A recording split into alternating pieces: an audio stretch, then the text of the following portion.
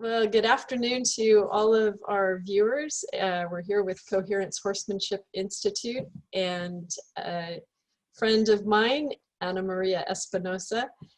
AnaMaria is actually, she was a mastermind participant along with myself in the Karen Rolfe program for the Love of the Horse.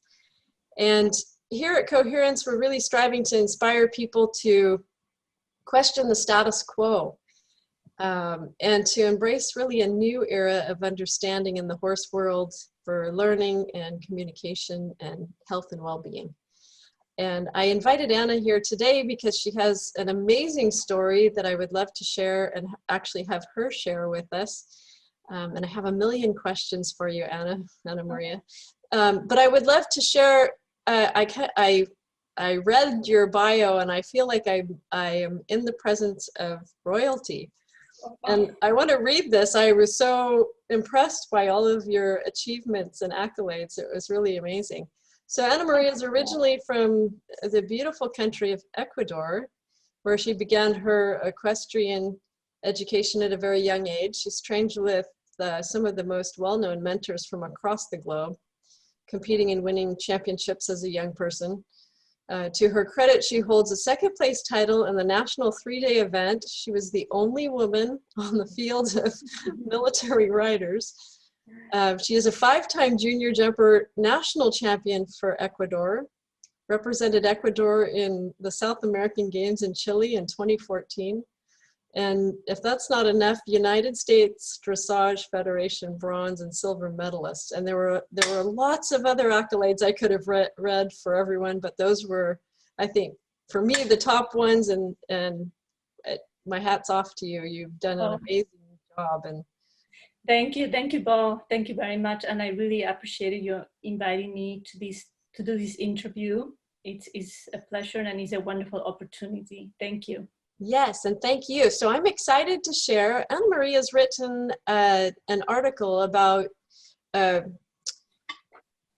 it's a disease that there are so many horses out there that have, and they're usually labeled, they have to be destroyed. And it's kissing spine. And I would love for you, Anna, to explain to us, you had a horse that came to your care and set you on this journey of creating this amazing ability to rehabilitate horses with kissing spine. Yes, it was an incredible opportunity, and at the same time, it was very scary because when you hear kissing spine, you think that's the end of the horse. We were very lucky in the way that I did a lot of research. So I wrote to a lot of people, a lot of vets all over the world, and I was very fortunate that people wrote back to me and people were helping me with just some outlines, some guidance to be able to work with the horse. When he came to you, was it a mare or a gelding? I'm sorry, he's a gelding. His name is Smitty. Okay. His mother is a thoroughbred. His father is an American warm blood, American warm blood. Okay. And so when he first came to you, did he come to you because he had this, or he came to you for training? No, the owner bought him in 2015, and he always showed signs of distress. He showed signs of anxiety, nervousness, spookiness, chronic diarrhea. So girthiness, we really tried everything that we could think on to try to calm them. We did try to approaching all these things with natural horsemanship methods, just trying to be very gentle with him because we really didn't know what happened. He didn't show any signs of lameness or pain that we could see. He had some episodes of bolting and just without cause. So, and when he came to the barn, he had these signs of distress, but I think it just got to a point where it got very painful for him on his back, and we had the vet x-ray him, and he showed that he had kissing the spine. So he was really sore in the flank areas. So I'm going to read it here a little bit. So he was confirmed that his T13 to T16, it was impinging dorsal spinous processes or kissing the spine. So can you explain, AnaMaria, for the people that don't understand, what's going on in the spine when that's happening, when they call it kissing spine? What's actually happening in those vertebrae? So with kissing the spine, it happens that the spinous processes are too close to each other or even touching. So this causes a lot of pain on the horses, especially especially in movement, because they interfere with each other. So is it bone on bone that's rubbing? It's bone on bone. There's no space between the vertebrae. The phalanx of the vertebrae are touching to each other, so there's no space in between. Okay. That causes a lot of pain. And I was told when I was talking to all these veterinarians that a lot of horses have kissing the spine. Some horses don't show any symptoms, and some do.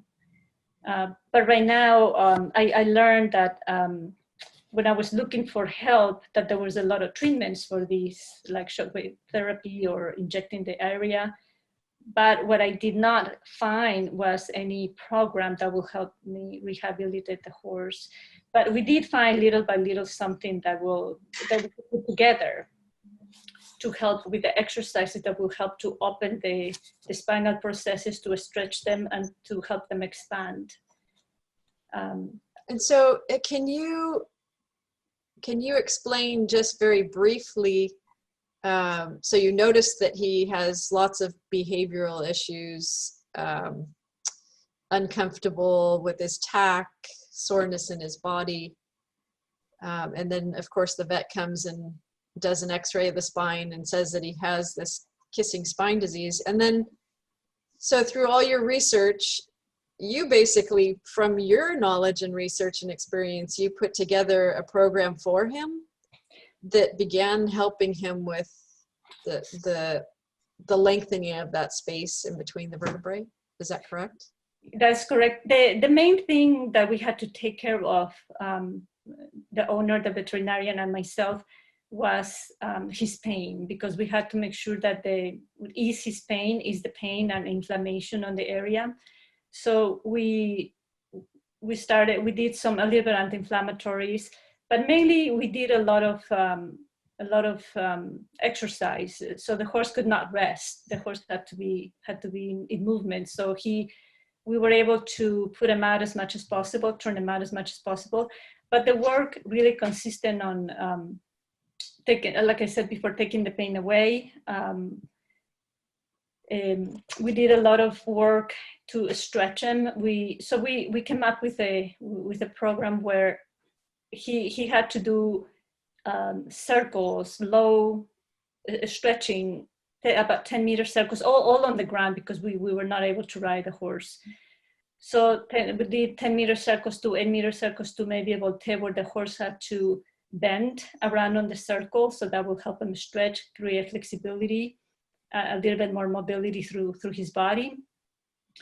Any time that he will be able to flex or bend or do anything lateral, he will be able to stretch through his back. And then we were able to engage him a little bit. So every time he's stretching, he's able to put his inside hind leg up and under a little bit. So we were able to release the horse and to make him a little bit more mobile by doing those exercises.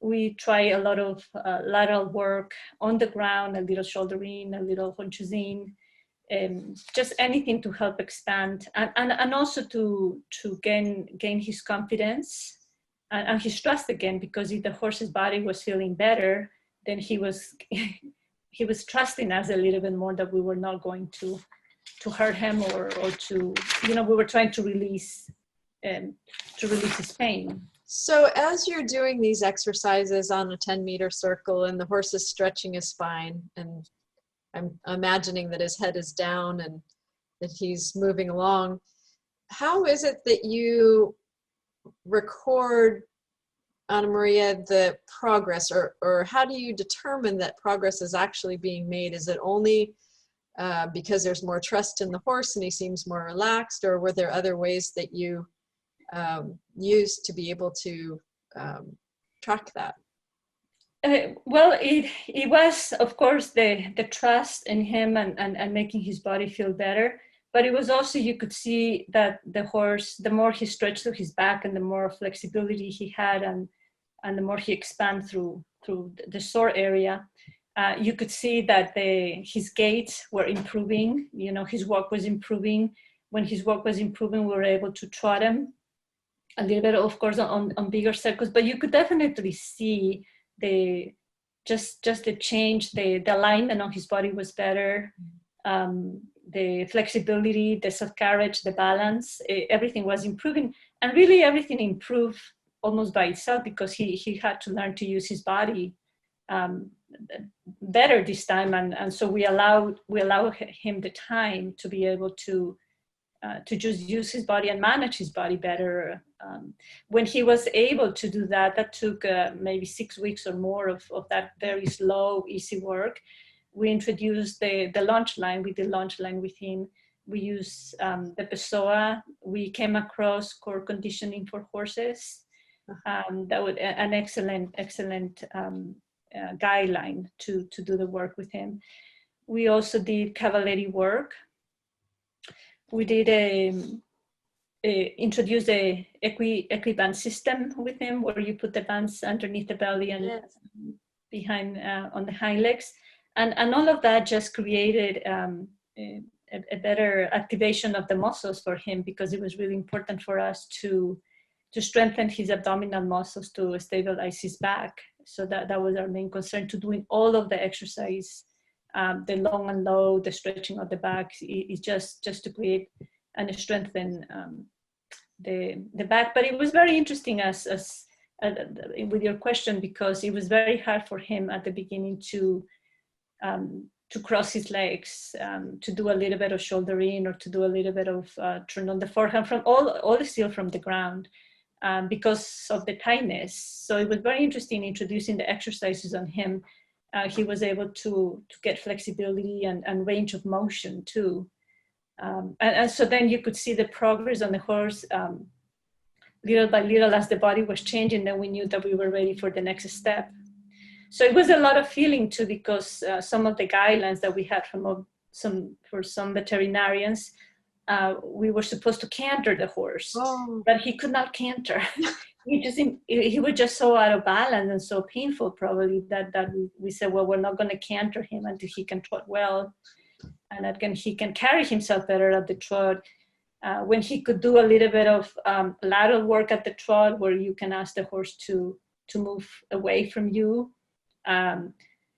Then we did a little bit of canter, but the canter, it had to be done by intention. So I could never drive him to canter. I would just have to put my hand and he, inviting him to canter almost. So I heard you say something the other day, AnaMaria, and I love it. And I've repeated it, and a couple of people, they just beam when I say that. And I, oh, AnaMaria said this wonderful thing. She said, go at the speed of trust. And so that's what you're really telling everyone, is that was what determined the next step, really, or when the next step happened. Absolutely. And really the main principle that I had after all this happened, because, you know, the recovery really is grateful to Smitty's resilience, kindness, and tolerance. Really, that's really what the recovery is all about. And, you know, his forgiveness and all these things. So I really said that the core principle is just getting to the horse's heart by moving at the speed of trust. Yes. So, and we did have a couple of setbacks, but the horse was always managed either by releasing the spasm on his back if he had any, because of we were introducing a little bit more work, but we were really paying attention now to his mental, emotional, and especially mental, emotional well-being. So I knew now that if he looked at something, I had to address his body immediately. because, many times we did a lot of work with him, kindly, as gentle as we can, because we didn't know what was happening with him, with natural horsemanship, with just showing him different things, because we thought it was more emotional, his problem, but his problem was really physical. So it was really important now for us to listen to anything he had to say. And in fact, if he ever looked at something, we checked his body, there was always a little tension somewhere, so we could release those trigger points, and the horse was fine. No. So it has been an amazing journey, and we really did not ride the horse until he was able to hold himself, had great body alignment, balance, and could carry himself better on his own. So we didn't have to put anything to help him carry himself, like sirens or anything like that. He had to do that on his own. But we had to go through exercises to help them build up to that point. Wouldn't it be an amazing world if we did those things first? Yes, and I come from the world of competition where we really do anything the other way. So now I've learned that I work all of my horses on the ground first. I try to teach them the mechanics of all the exercise on the ground, body alignment on the ground. And then I ride them, and it's easier, makes you a lot more thoughtful to ride. And that would be wonderful to show to the world that of competition. I'm thinking that there's a lot better, kinder, gentle ways to train horses, because we all have a dream. And I think it's wonderful if the horses can come with us to our dream of whatever we need to do. But I think those lessons that the horses teach us with either emotional or physical issues is when we really learn, we learn to be better horse people. And I think truly too, the amount of time that it actually takes. We're so easily swayed by tools and mechanisms to make things happen instead of making them welcome. And what you did was make it welcome and help the horse to be a better horse and more balanced, and not just his body, but his mind also. And I can see where they would easily want to go with you and do whatever you want to do, AnaMaria, especially after all that effort. So now what I'm also learned is that you really have to teach from the inside to the outside on a horse, never from the outside to the inside anymore, because that is so much easier, and people want fast results.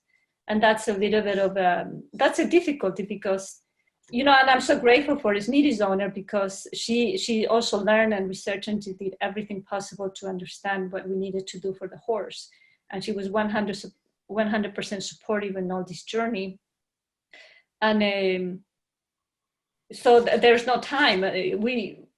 Horses put the time. We do not put the time on the development of the horses. But it also has made me think a lot better about how you warm up the horses, how you approach any situation with the horses with a lot more patience, and taking a deep breath and waiting for the horse's reaction. It is amazing about how this horse changed his reactions. He could not really canter peaceful around the ring, and I could never understand why he couldn't canter around the ring peacefully, because every horse can, but I just did not know. I didn't know. And not if you have kissing spine disease. You can't do it if you have kissing spine. But he was an amazing kind horse, because all his bolting episodes and all, he's gentle. He's gentle because he never really did anything really bad to us. So it's really amazing, because I think that, he was really painful. And I know I didn't mention this, but there were also, before we got to ride the horse, we did 4 main exercises with him that were the carrot stretches where you put the carrot to the front of the horse. You go from the knees to the ankles to the feet. And then we also did belly lift, butt tucks, and we also did the lateral bending with the carrot stretches, just to improve flexibility and mobility a little bit. And he loved that, of course. Of course. We did that twice a day. And another thing that we did with him when he could was cavalleries, just to give him something different to do and to help his muscles and just gain a little bit more strength. Well, it sounds like it was an amazing process to go through, and a lot of learning happened. And goodness, what an amazing ability to have that knowledge inside of you now to be able to pass that along to other people. And that was really why I wanted to invite you to speak today, was because there's so many things out there in the horse world that are like this, that until somebody like yourself actually makes a difference, everybody believes that it's not fixable. That is not possible. Yeah. Yes. And I really, it's interesting, when we found out that he had kiss in the spine, I went in a crazy mode of researching, because I love the horse, and I knew that was the only horse for this, for my client, for my student. That was her horse. It's a beautiful half warm blood, but it is a beautiful horse. So you can't find you know, it's not just a matter of just changing horses. It's not, you know, we had to preserve that horse. So I really went on a mission to find what I can do. I had to believe that there was something there that we could put together and follow a program, or put a program for him that would suit him, that would make him better. I'm sure, though, in that program, though, that's so applicable to so many other horses that possibly have the very same disease at the same level of deterioration or change in their spine, and that would make a difference. I have been working like this with all of my horses, with every horse that comes here, and I really see a difference, because I really don't like to get on the horses until the horses take a deep breath. So when the horse takes a deep breath, I know I can get on my horse. So it doesn't take long. You just do a little bit of work. You release your horses, because they could have tension, and they could have tightness, or, you know, all the things we do to them. The least we could do is just have a little bit of time to help them release.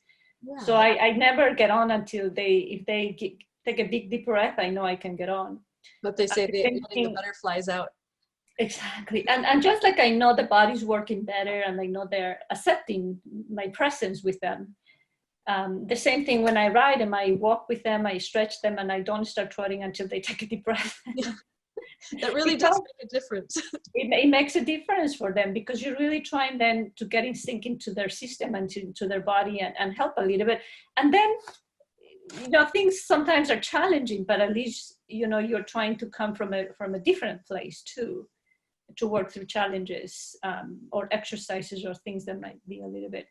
Yes, isn't it? It's together instead of two separate beings doing two separate things. Like, I want something. I don't know what you want. Oh, I can't hear you. Yeah. So really, and also knowing, you know, going back to Smitty, to really seeing his body, and to really seeing the change of the body, and the throughness on his body, and the movement and the looseness. He was really letting loose for us. So then we knew that we could add the next step on his recovery, on his training. Well, and that would also be an indicator too, going into the future, as hopefully you took some videos so that you can actually have a visual of what loose and comfortable and moving and using his whole spine looks like. And if there's any change in that you would know that something else needed to be done.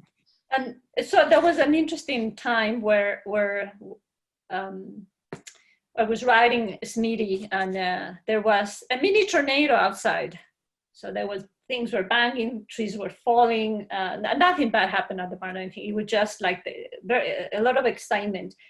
And him and I were in such a zone, the horse never knew there was anything outside. And before, that would have been a real issue. You know, so there was one of those days where I kept working, and people said, you know, there are bad things happening outside. I said, really? No. So that was amazing. You know, it was really like the horse could be so connected at that time where things could have really not been well before. Yes. Well, and because they learn by association, what you did through all that process and effort was to change many of those associations and associate comfort. Yeah, to something different. Yes. Well, So for sharing that. And so what is Smitty doing now? Is he's obviously back with his owner, his friend, and what are they doing? well, luckily for me, he's here at the farm, so I get to train him still a couple of times a week. The owner takes a couple of lessons on him as well. We're thinking about taking him out and showing him.